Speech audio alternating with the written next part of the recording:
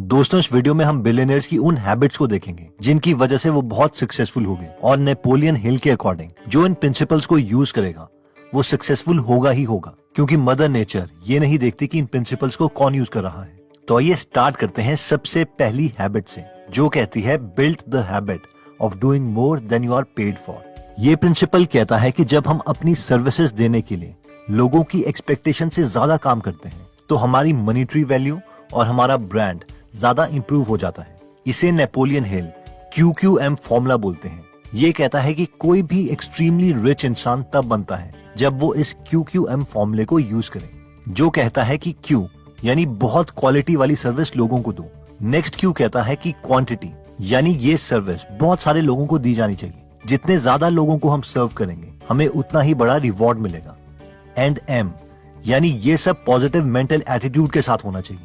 ये principal Ford गाड़ियों के मालिक हेनरी फोर्ड ने अपने कस्टमर्स पर ही नहीं बल्कि अपने एम्प्लॉयज पर भी यूज किया। जिस टाइम में हर बिजनेसमैन अपने एम्प्लॉयज को कॉस्ट कटिंग के चक्कर में कम से कम सैलरी देना चाहता था, उस समय हेनरी फोर्ड ने उल्टा किया। उन्होंने अपने एम्प्लॉयज के लिए एक मिनिमम वेजेस रख दी। उन्होंने डिसाइड किया कि उनके हर एक एम्प्लॉय की मिनिमम वेज कम से कम $5 होनी चाहिए। कई लोगों ने हेनरी फोर्ड को बहुत क्रिटिसाइज किया। उन्होंने कहा कि हेनरी फोर्ड कोई चंदा नहीं दे रहे, बल्कि उनका ये एक बिजनेस डिसीजन है। लेकिन जो भी हो, इस डिसीजन से मार्केट में हेनरी की बहुत तारीफ हुई और हेनरी फोर्ड को बेस्ट एम्प्लॉयज मिलने लगे और उनके प्लांट्स की एफिशिएंसी भी बहुत इंक्रीज हो गई, क्योंकि अब एम्प्लॉय बहुत कम छुट्टी लेते थे। क्वालिटी सर्विस देने के लिए क्या क्या हो सकता है, इसे एक और एग्जांपल से समझते हैं। मार्शल फील्ड अपने टाइम में टॉप मर्चेंट्स में गिने जाते हैं, जो कि अपनी क्वालिटी ऑफ सर्विस के लिए फेमस है। एक बार एक कस्टमर ने फील्ड स्टोर से एक एक्सपेंसिव गारमेंट खरीदा, लेकिन उसे नहीं पहना। 2 साल के बाद वही गारमेंट उस कस्टमर ने अपनी भांजी को वेडिंग गिफ्ट में दे दिया। उस कस्टमर की भांजी ने वो गारमेंट 2 साल के बाद फील्ड स्टोर में किसी और प्रोडक्ट के बदले एक्सचेंज करवा लिया, और फील्ड स्टोर ने ना ही इस गारमेंट को वापस किया बल्कि उस कस्टमर से कोई आर्ग्यूमेंट नहीं किया, जबकि फील्ड स्टोर की कोई मॉरल या लीगल ऑब्लिगेशन नहीं थी कितने टाइम के बाद ये गारमेंट वापस करे। अब हम में से कई लोग बोलेंगे कि यार इससे क्या फायदा हुआ। सबसे पहले तो फील्ड स्टोर को एक परमानेंट कस्टमर मिल गया। दूसरा, ये स्टोरी इतनी फेमस हुई कि इसे नेपोलियन हिल ने अपनी बुक लॉज ऑफ सक्सेस में बताया है, और उस बुक की स्टोरी मैं आज आपको बता रहा हूँ। नेक्स्ट हैबिट कहती है कि फॉर्म मास्टरमाइंड ग्रुप। ये प्रिंसिपल कहता है कि जब 2 या 2 से ज्यादा दिमाग एक साथ मिलकर परफेक्ट हार्मनी में एक ही प्रॉब्लम को सॉल्व करने लग जाते हैं तो एक मास्टरमाइंड क्रिएट होता है, यानी एक ऐसी पार जिससे हम 1 साल में इतना अचीव कर सकते हैं जितना कि हम अपनी पूरी लाइफ में भी नहीं अचीव कर सकते। इसे एग्जांपल से समझते हैं। मान लीजिए एक नॉर्मल पेपर है और उस पर सन की रेस पड़ रही है। आपको क्या लगता है कि क्या नॉर्मल सन टेम्परेचर में एक पेपर जल सकता है? ऑब्वियसली नहीं। लेकिन अगर हम एक फोकस्ड माइंड यानी इस केस में एक मैग्नीफाइंग ग्लास लें और वो सारी रेस को एक ही जगह में कॉन्सेंट्रेट कर दें तो वो पेपर थोड़ी ही देर में जल जाएगा। लेकिन अगर काफी सारे मैग्नीफाइंग ग्लास मिलकर इन सन रेस को एक ही पॉइंट में कॉन्सेंट्रेट कर दे तो वो पेपर उसी वक्त जल जाएगा। और इतना ही नहीं, ये मास्टरमाइंड की पार एक पेपर ही नहीं बल्कि एक लकड़ी के टुकड़े को भी जला सकती है। अब आप में से कई लोग इस प्रिंसिपल से उतने ज्यादा इंप्रेस नहीं हुए होंगे, लेकिन इस प्रिंसिपल को बहुत इंपॉर्टेंट समझा जाता है, स्पेशली बिजनेस की दुनिया में, जहां पर सक्सेसफुल बिजनेसमैन अपने मास्टरमाइंड ग्रुप में आने के लिए बहुत पैसे चार्ज करते हैं।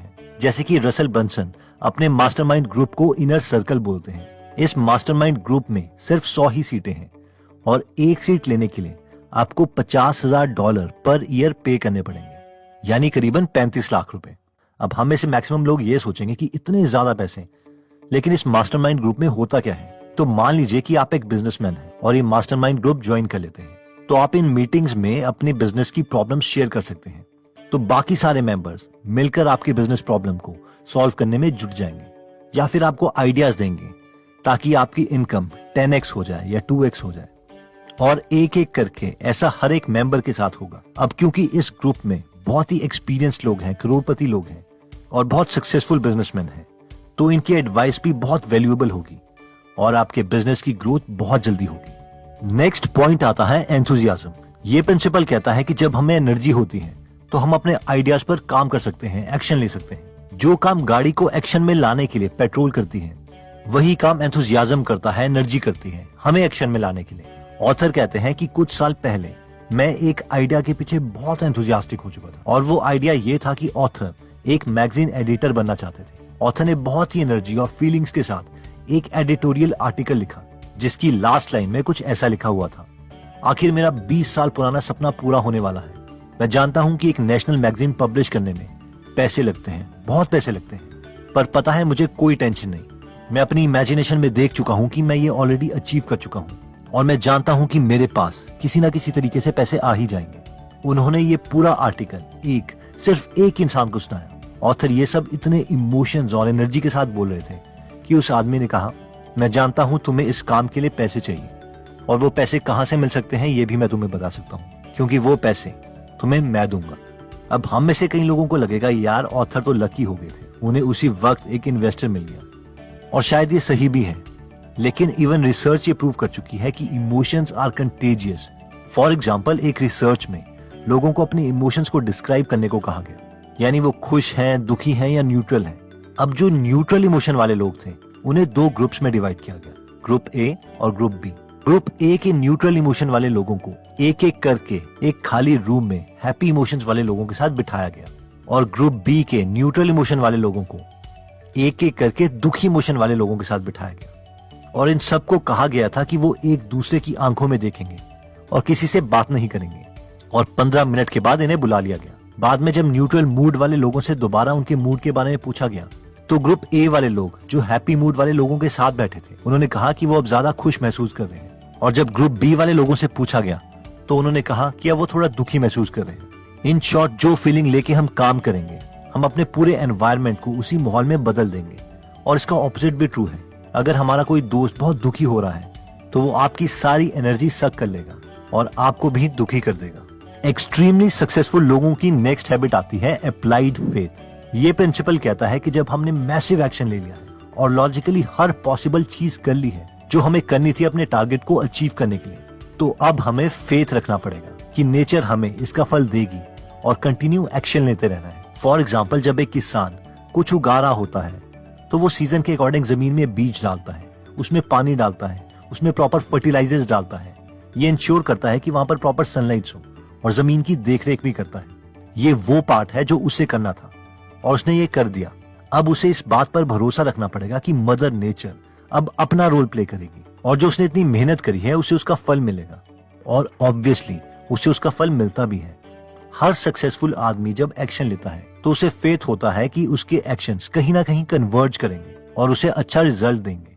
फेथ का मतलब ये नहीं है कि हम एक्शन ही ना लें और बैठे रहें, बल्कि इसका ये मतलब है कि हम कंसिस्टेंटली एक्शन लेते रहें, क्योंकि हमें भरोसा है कि हमारे एक्शंस हमें रिजल्ट देंगे। नेक्स्ट पॉइंट आता है क्रिएटिव इमेजिनेशन। एल्बर्ट आइंस्टाइन ने कहा था, imagination is more powerful than knowledge. मगर इसका मतलब क्या है? ये प्रिंसिपल कहता है कि हर चीज 2 बार क्रिएट होती है, एक बार आपके दिमाग में, आपकी इमेजिनेशन में, और उसके बाद एक्शंस लेके रियलिटी में।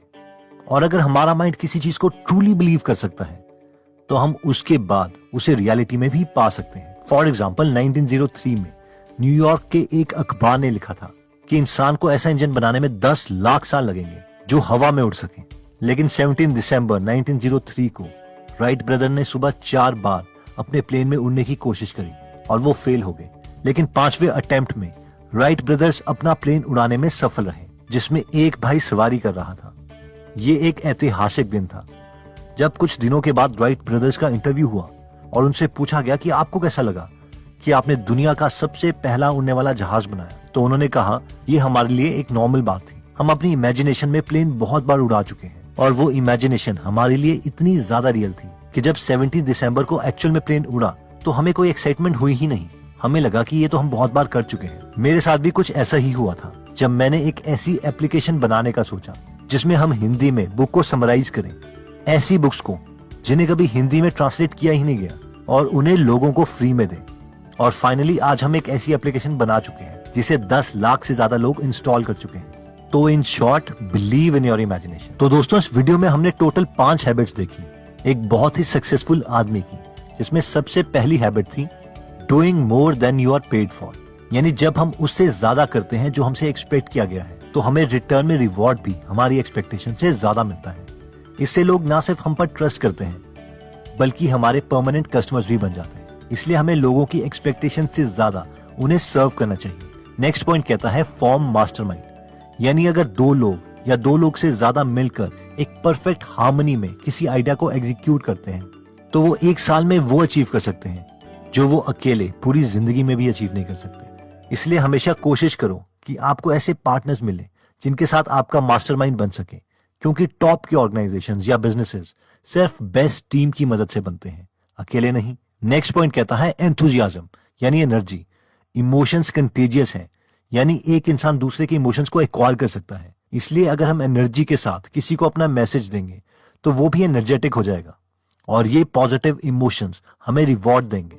और अगर हम लो एनर्जी के साथ अपने पॉइंट्स कन्वे करने की कोशिश करेंगे तो दूसरा भी दुखी हो जाएगा। नेक्स्ट पॉइंट कहता है अप्लाइड फेथ, यानी इमोशंस के साथ साथ हमें फेथ भी चाहिए, भरोसा चाहिए कि हम जो भी एक्शंस ले रहे हैं वो कहीं ना कहीं कन्वर्ज करेंगे और हमें रिवॉर्ड मिलेगा। अब भरोसे का मतलब ये नहीं है कि हम विशफुल थिंकिंग करें और कोई एक्शन ही ना लें, बल्कि इसका मतलब ये है कि भरोसे की वजह से हम और ज्यादा इमोशंस के साथ एक्शंस लें। नेक्स्ट पॉइंट था क्रिएटिव इमेजिनेशन। ये प्रिंसिपल कहता है कि अगर आप बहुत ज्यादा डिटेल में किसी चीज को इमेजिन कर सकते हो तो आप उसे रियलिटी में अपने एक्शंस के साथ कन्वर्ट कर सकते हो। इसलिए अपनी इमेजिनेशन की कोई लिमिट ना रखो, आप जो चाहते हो उसे पा सकते हो। दोस्तों, अगर आप अपनी इमेजिनेशन को इम्प्रूव करना चाहते हैं तो हमने आपके लिए गीगल ऐप बनाई है जहां पर आप फ्री में हिंदी ऑडियो बुक समरीज सुन सकते हैं, जिसमें हम मोस्ट इंटेलिजेंट लोगों के आइडियाज देते हैं। आप प्रैक्टिकल नॉलेज के लिए हमारा गीगल बिजनेस चैनल भी सब्सक्राइब कर सकते हैं। इन दोनों का लिंक मैं डिस्क्रिप्शन में दे दूंगा। अगर आप हमारी वीडियोस मिस नहीं करना चाहते तो हमारा पेज लाइक करने के बाद 3 डॉट्स के बटन को प्रेस करके फॉलो के बटन को सिलेक्ट कीजिए और फाइनली सी फर्स्ट के ऑप्शन को सिलेक्ट कर लीजिए। इससे आपको हमारी हर पोस्ट मिलती रहेगी। जय हिंद।